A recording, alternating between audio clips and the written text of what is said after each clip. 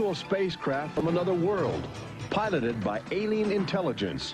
One sighting from tens of thousands made over the last 50 years on virtually every continent on the globe. Intelligent life from distant galaxies is now attempting to make open contact with the human race. And tonight, we'll show you the evidence.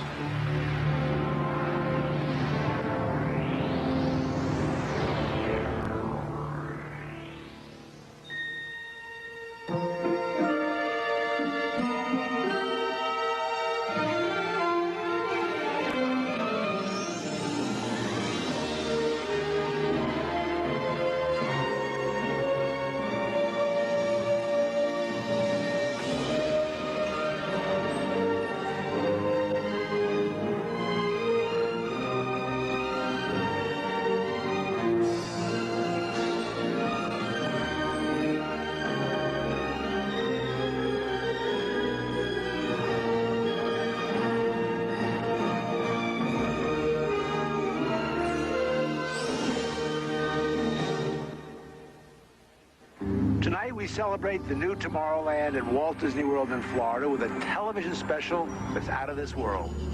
Hello, I'm Michael Eisner, head of the Walt Disney Company.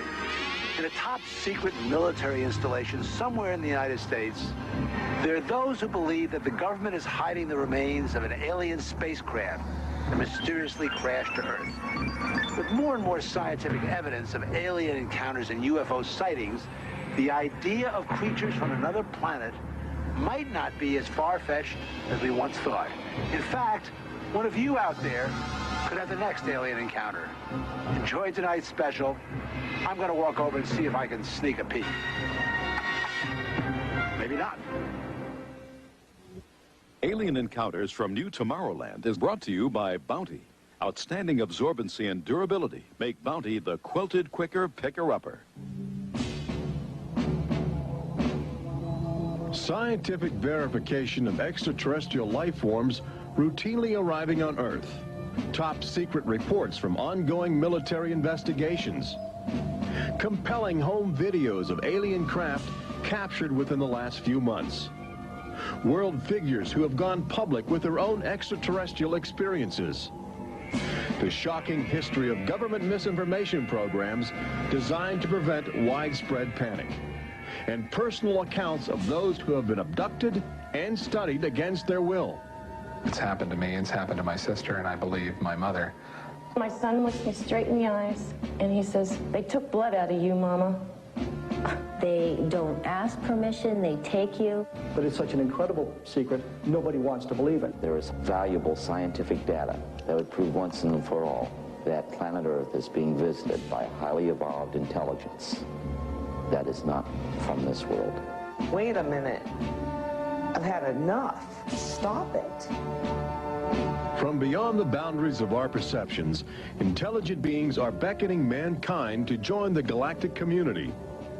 It's an invitation which is both wondrous and terrifying. This is the nature of alien encounters. Mankind has the unique ability to ignore the obvious, especially when the facts reveal a disturbing truth. We once believed the sun revolved around the earth. When Galileo demonstrated the reverse is true in 1634, he was charged with heresy and placed under house arrest for the last 8 years of his life. The charges were later dropped, 342 years later. Now, as we approach a new millennium, mankind is in the midst of the most profound event in history, actual contact with intelligent life from other planets. For nearly 50 years, officials have been documenting routine alien encounters here on Earth. And thousands of people have seen or experienced this alien presence. Yet many others still refuse to acknowledge the obvious evidence all around them. What is it like to be confronted by a creature whose intelligence and skill is far beyond the comprehension of mankind? Would it be enlightening? Would it be an exercise in terror? Or perhaps both? Here in the new Tomorrowland at the Walt Disney World Resort near Orlando, Florida, these concepts are brought to life as guests experience their own alien encounter, a sensory thriller from Disney and George Lucas. We'll give you a sneak preview later in the show. But first, we must prepare you for the future with some shocking insights from the recent past. Alien ships seem to arrive in waves. And if the last few years are any indication, planet Earth is experiencing a tsunami of sightings.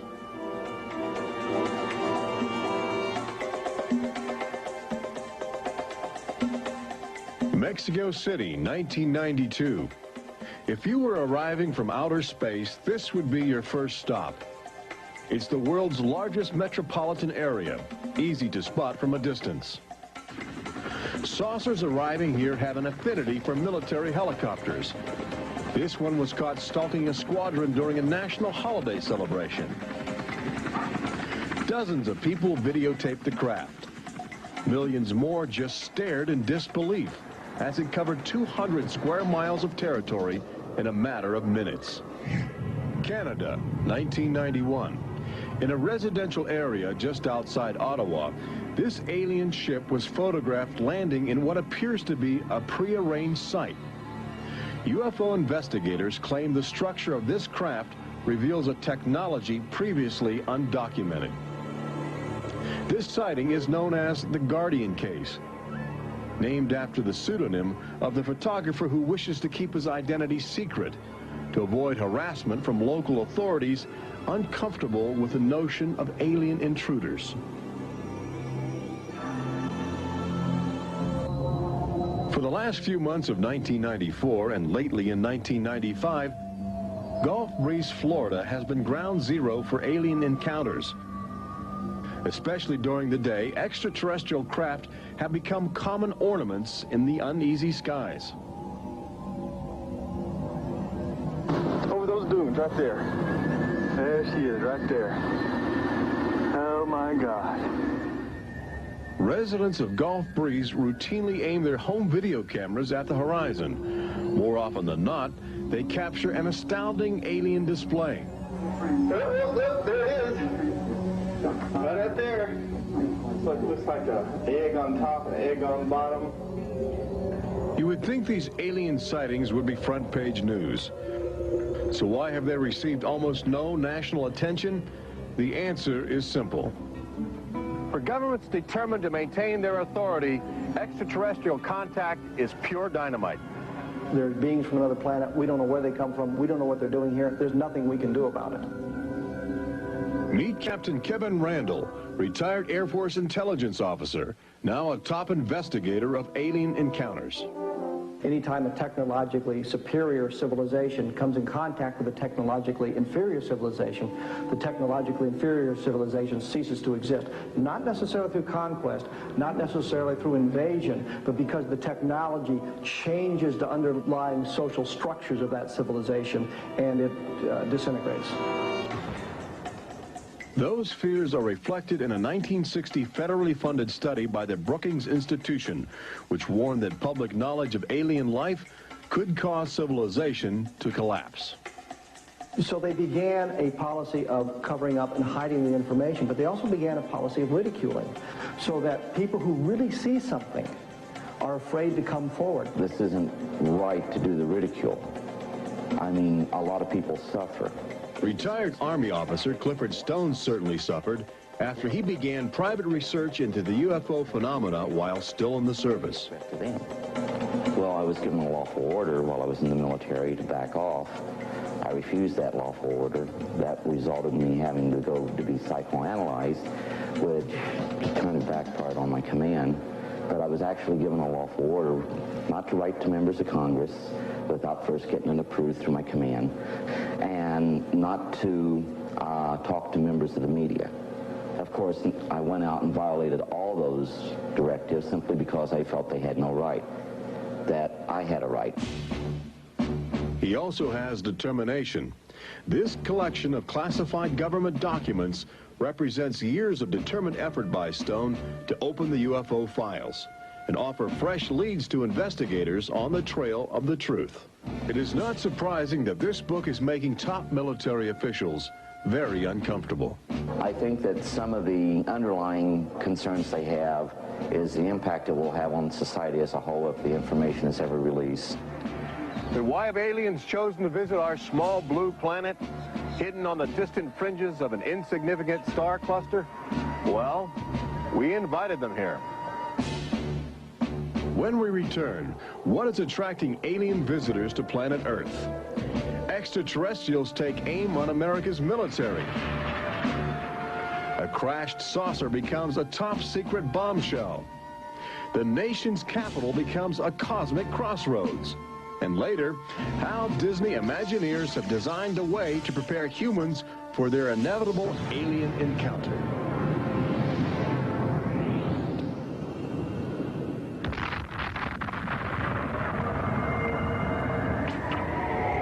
And I looked, and behold, a whirlwind came out of the north, and a fire enfolding itself, and the brightness was about it.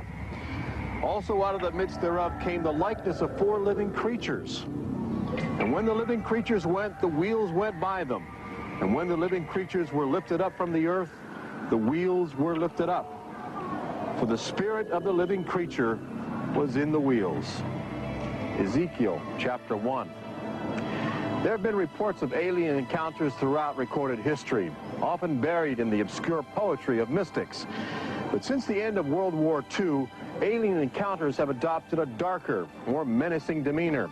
No longer just spirited lights dancing in the sky, UFOs turn more brazen, announcing themselves with surprising ferocity.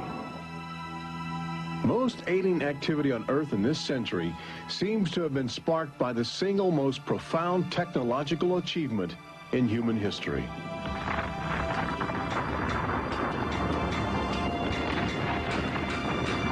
The atomic bomb did more than blow away every conventional notion of combat. It also saddled mankind with the awesome responsibility of life and death for the entire planet. But what the world didn't know in 1945 was that the atomic bomb's brilliant burst of energy would also be mankind's cosmic calling card, announcing to the universe that a technological society had evolved on a small blue planet in the backwaters of the stars. So as the world celebrated the war's end in 1945, aliens who heard man's atomic trumpet were already charting their course towards Earth, responding to our open invitation. As early as 1947, the large alien ships began to arrive, navigated by living creatures. Their advanced physics allowed them to traverse the galaxy and pierce Earth's atmosphere with amazing speed. The U.S. military immediately went on the alert against the unknown menace. Sightings were perceived as threats to the security of an America still reeling from the edgy consciousness of war.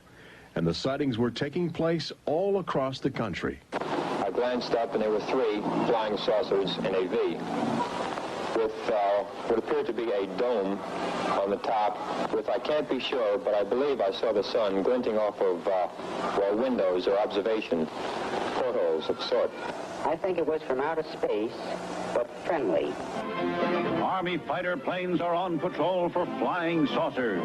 Cameras installed to photograph them. Portland, Oregon, the area from which came the first weird reports. This flying saucer patrol shows how the Air Forces, while not putting too much stock in the mysterious things in the sky, are investigating.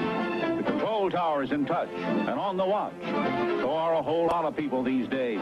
They're seeing flying saucers everywhere. Flocks of fantastic discs flying through the air. But the military finally had to admit that something was happening that they didn't understand, offering their first and only public statement on the UFO phenomenon. The recent sightings are in no way connected with any secret development by any agency of the United States. They weren't always called flying saucers. Some reports claim they resembled other household objects. The public was fascinated and anxious to make contact. But our official response remained aggressive, sometimes sparking deadly games of high-speed, high-altitude cat and mouse. National Guard Captain Thomas Mantell played that game and quickly became a grisly statistic. His last words, as Mantell soared at an altitude of 20,000 feet, are a chilling commentary on the power of the alien ships. I'm closing in to take a look. It looks metallic and of tremendous size. It's going up now as fast as I am. That's 360 miles per hour. I'm going after it. Moments later, Captain Mantell's mission had ended. Occasionally, the tables were turned. More than one alien craft crashed and was recovered for secret U.S. military research. The most famous case took place in July of 1947, just outside the community of Roswell, New Mexico. Famous because local officials openly admitted they had retrieved an alien ship before their commanders instructed them to keep the story confidential. What you can't explain, they reasoned, you must deny. July of 1947, the Army Air Forces at Roswell announced we had captured a flying saucer. You can say our government announced in July of 1947 they had a flying saucer. 3 hours later, they announced, no, it's merely a weather balloon. The officers at Roswell made a mistake. But our government has come forward and said, yes, we had a flying saucer. Then they took it back. Any one of your viewers can go back to the newspapers on July 8th, July 9th of 1947, and just front page headline after headline that the government had captured a flying saucer. Don Schmidt from the Center for UFO Studies in Chicago is convinced that the Roswell case is the linchpin in America's ongoing alien cover-up. We have over 550 witnesses. They were there. They handled the debris. They saw the craft. They saw the bodies. They handled the crew members of that craft. And invariably, they all say, this was not from this earth. This is the actual site where the Roswell saucer was discovered, along with the bodies of 3 extraterrestrial missionaries who didn't survive the collision.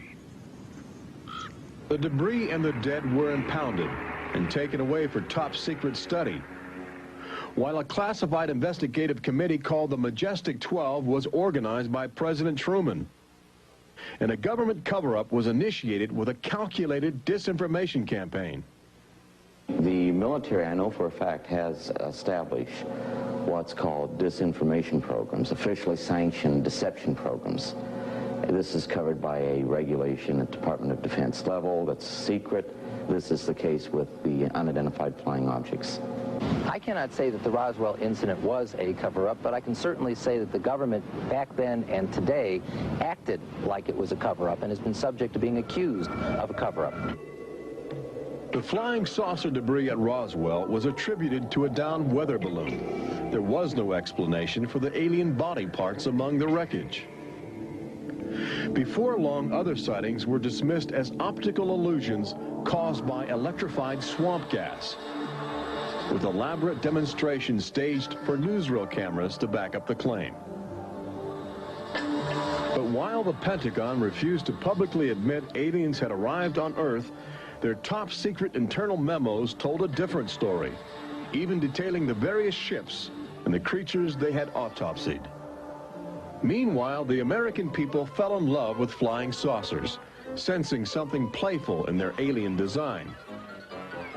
Before long, even the military seemed to fall under the trance of the UFOs. Government inventors began to mimic what they were seeing in the sky, in a strategy to stumble upon the secrets of advanced alien technology. These rare films chronicle those primitive efforts. At a symposium conducted by Princeton University, weird and wonderful flying machines developed for the Army go through their paces. The flying scooter, for instance, with only a 7-horsepower motor. Or this flying what have you. Just count your fingers after starting the fans.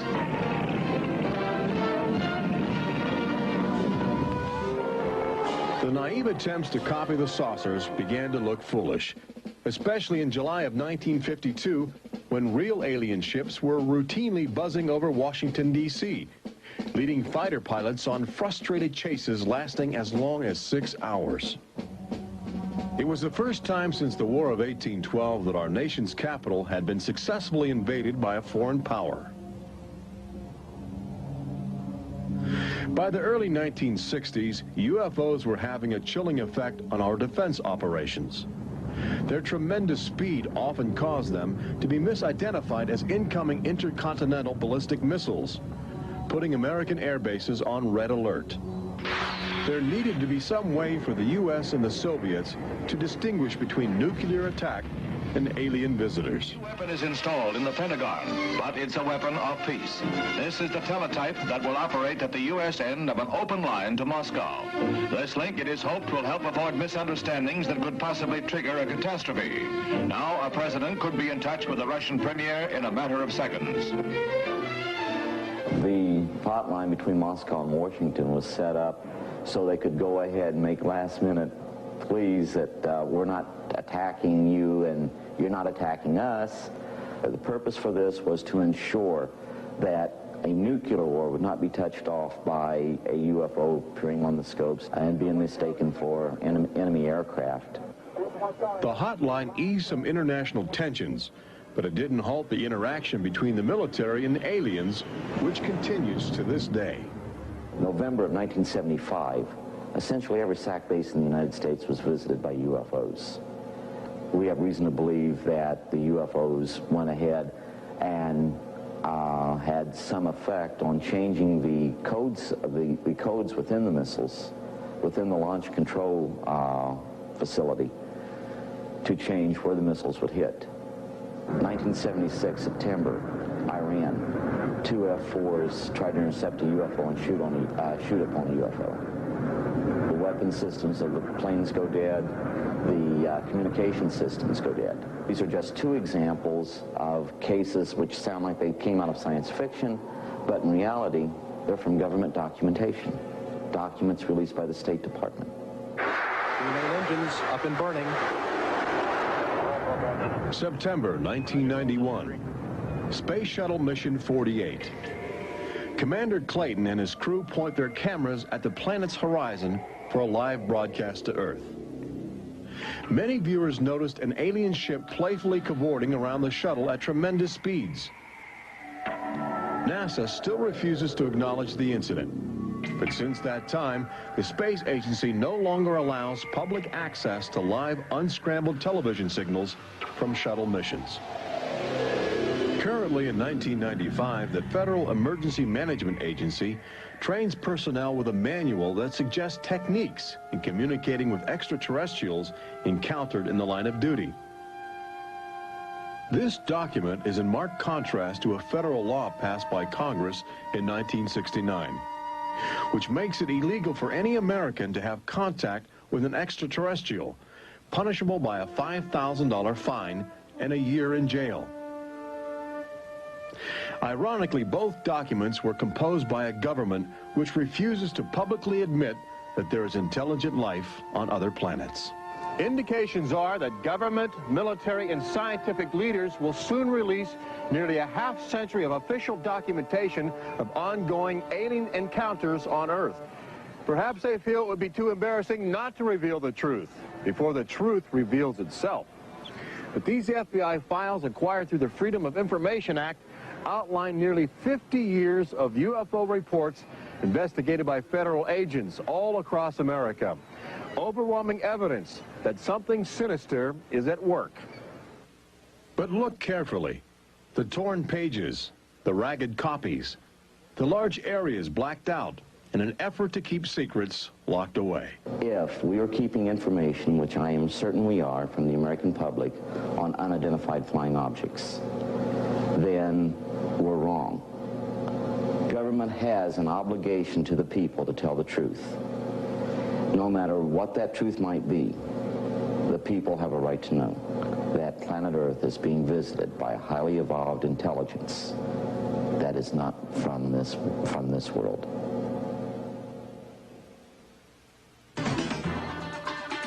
When we return, meet the people who have already experienced disturbing contact with creatures from another world. They don't ask permission, they take you. See how government is monitoring mutant life forms which have already staked their claim on planet Earth. And join Robert Urich on the fringes of the future in Walt Disney World's Magic Kingdom as Disney Imagineers prepare the public for their inevitable alien encounter. Encounters from New Tomorrowland.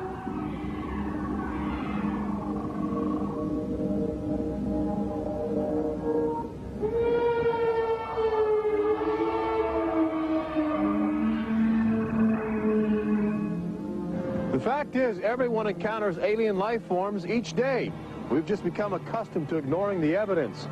We expect the first visitors from outer space to arrive in flying saucers. But there are new scientific suggestions that the microbiotic organisms, which routinely invade human bodies in the form of viral disease, may have extraterrestrial connections. These minute alien life forms may very well be the advanced invasion force, leading the way to test Earth's environment for more complex and determined creatures.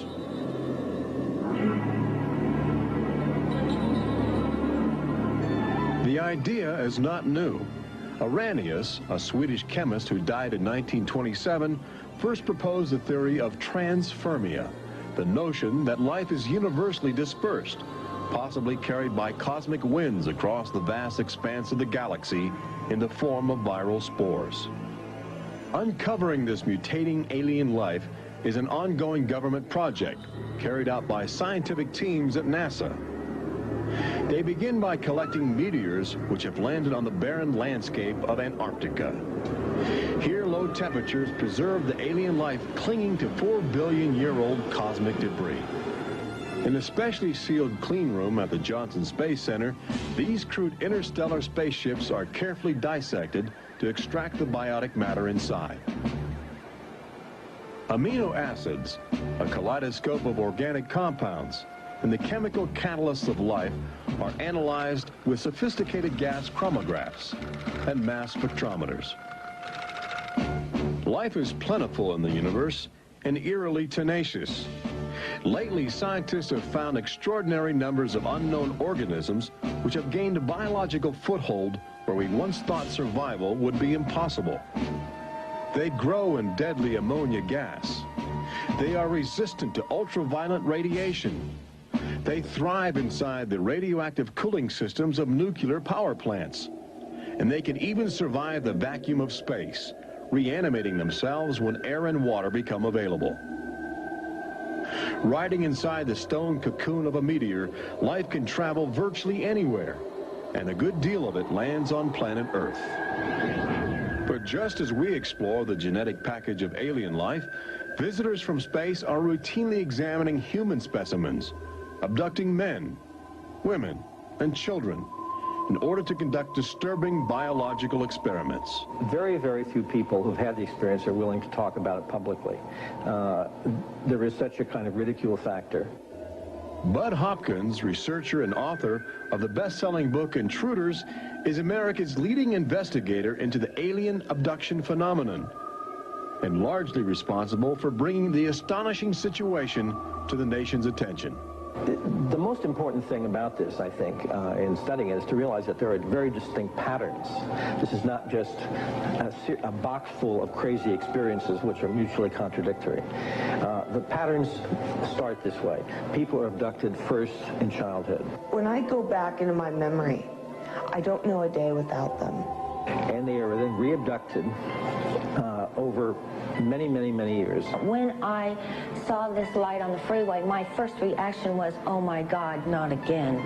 I grabbed the side of my bed like, no, you're not gonna get away with this. You're not gonna get away with it this time. Then I feel lifted off of the bed, and the next thing that I remember is being on a table or a bench and these beings surrounding me. Samples are taken from the skin. There are very distinct scars that result from these biopsies, whatever we want to call them. I have a scar on my hand. It seems to be a triangle shape that's a half an inch by half an inch if you were to measure it. They were just red and blistery and kind of in a large equilateral triangle on each foot. The basic, most common mark is what we call a scoop mark. It's a circular depression, as if the aliens have used a little tool and removed a layer of cells. On my upper left inner thigh, I have two marks. There's a series of two. They're about 1/8 of an inch deep and about 1/4 inch in diameter that people call scoop marks, for lack of a better term. Often an object is inserted in the nostril or behind the eyeball or in the ear, which we believe to be implants.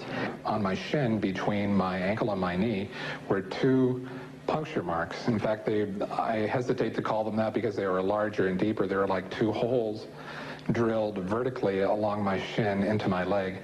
And that frightened me deeply because I have no idea how those got there. I could only speculate as to why they were doing that, although I do know that, bone marrow contains genetic material, blood. They're interested in who you are genetically. They seem to be desperate for our genetic material, our DNA, our particular genetic makeup, as if they have reached some point of, let's say, some point of no return in their evolutionary development, and they need to revivify themselves through something they can get from us, a more primitive and perhaps more robust species.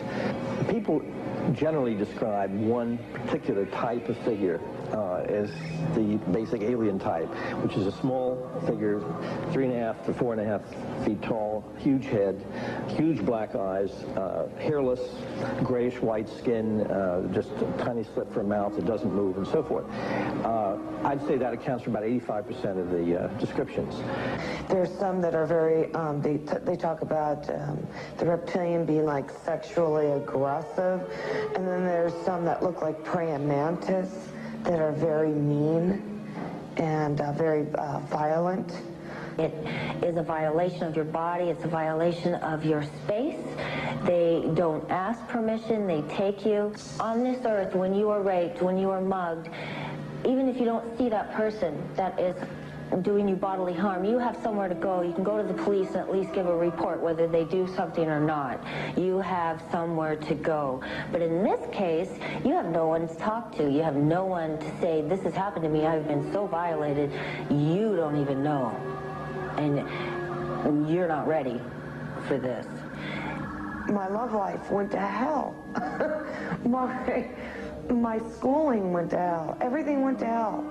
And it's terrifying, it's not fun, it ruins your life because you have nowhere to go. Twinkle, twinkle, little star, how I wonder what you are. Up above the world so high like a diamond in the sky. Makes me want to cry.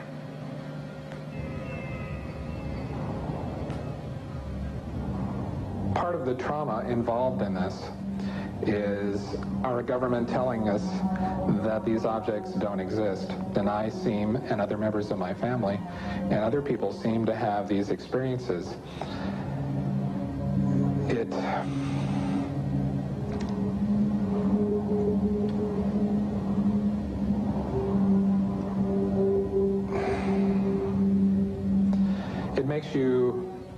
makes you doubt your sanity. The range of people who have had abductions around the world, because it is a global phenomenon, is just, it's a total range. I've worked with people who are of Oriental backgrounds, African-American background, Hispanics.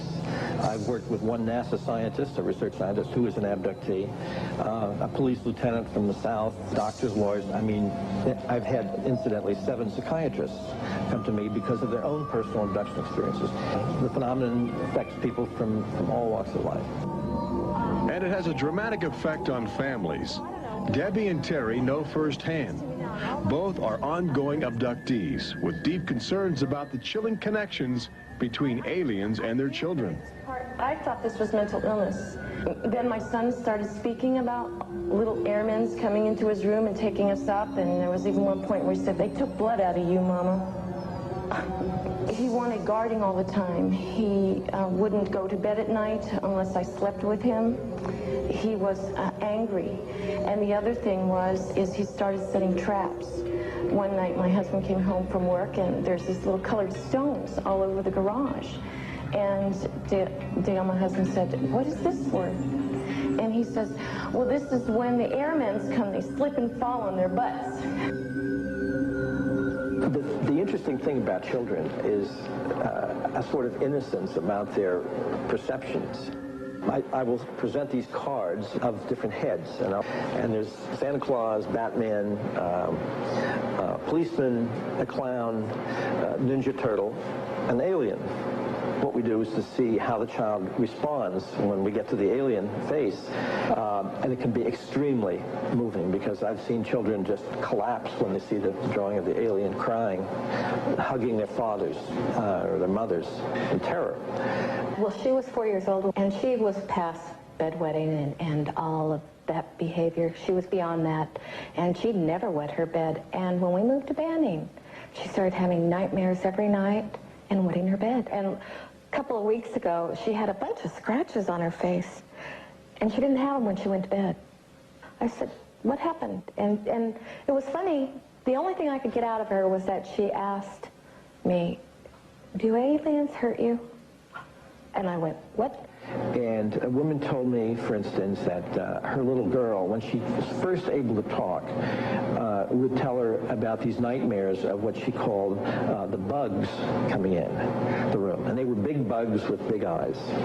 And again, there were some physical marks, all the surrounding evidence suggesting abductions. At one point, the mother, a few years later, was getting out of the car with her daughter at a shopping mall, and the Goodyear blimp was coming over. And the little child said, Mommy, look, don't you remember when you and I were up in that thing with the bugs? The last time I had a session,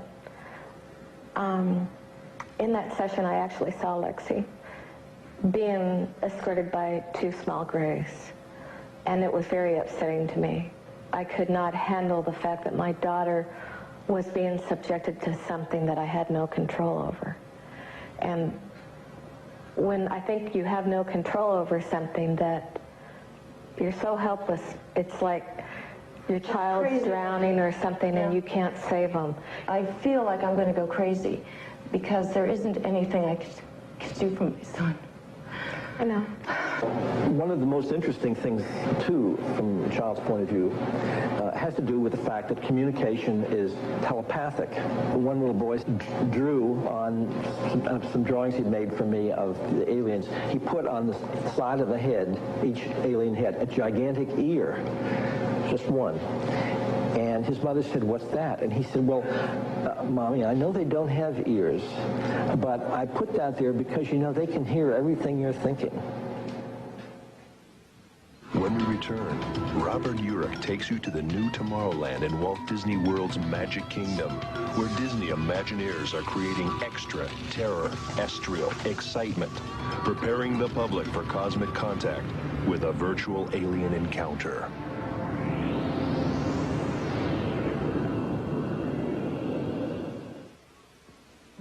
An official UFO sighting report, one of thousands compiled over the last few decades.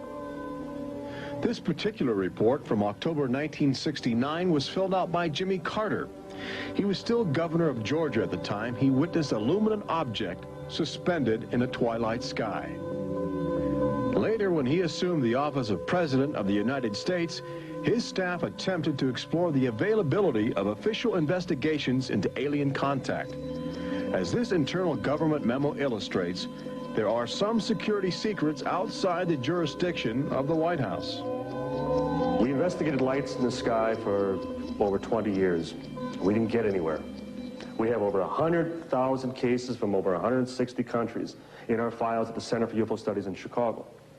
When you actually take the time to look at the official record, look at the classified, disclosed documents on the phenomena, and I'll guarantee you'll walk away saying, why weren't we told about this? And why were we told something else altogether? We've all been indoctrinated to have this knee-jerk response just to that term, UFO. We have to ask ourselves, who started it? And isn't it about time we go out and find out for ourselves?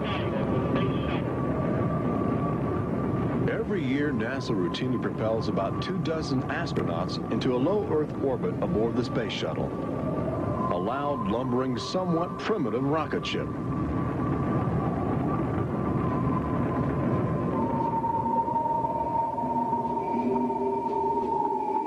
But most most Americans will likely explore outer space aboard crafts of alien origin.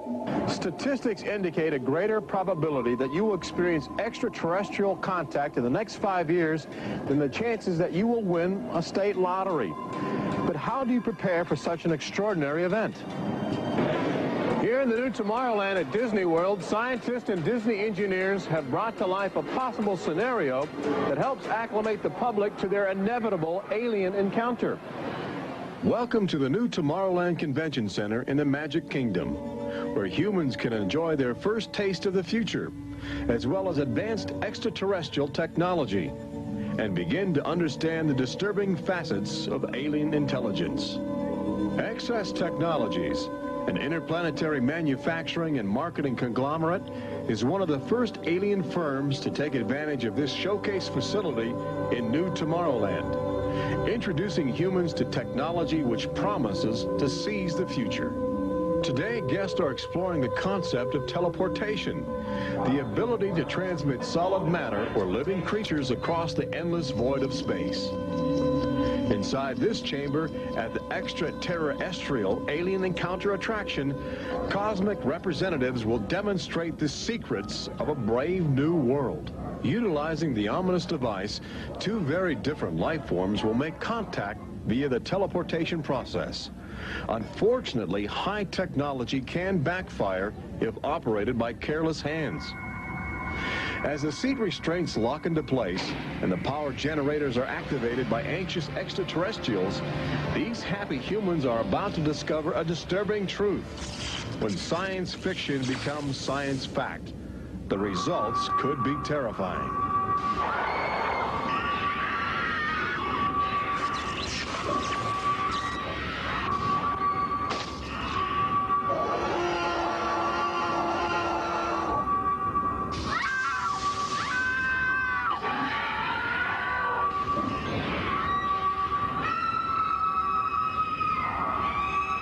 Alien Encounter opens at Walt Disney World summer 1995.